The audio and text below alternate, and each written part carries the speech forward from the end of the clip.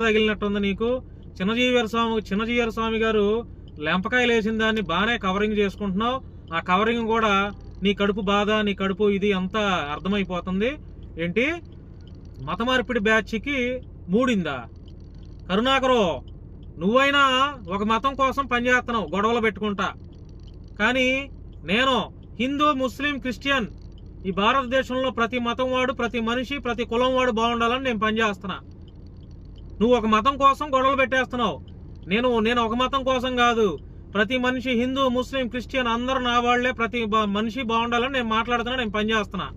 చూద్దాం నువ్వు ఎక్కువ ఇదవుతావా లేకపోతే మేమెంత ఇదిస్తామో కూడా చూద్దాంలే, కానీ కంగారేం లేదు. దాని ఏముంది, భయపడతాం అనుకుంటున్నావా? నువ్వు ఆంధ్రాలో మీటింగులు పెడితే 12 సంవత్సరాలు అంటే పుష్కరాలకి 1,00,000 మందితో పెడతావా?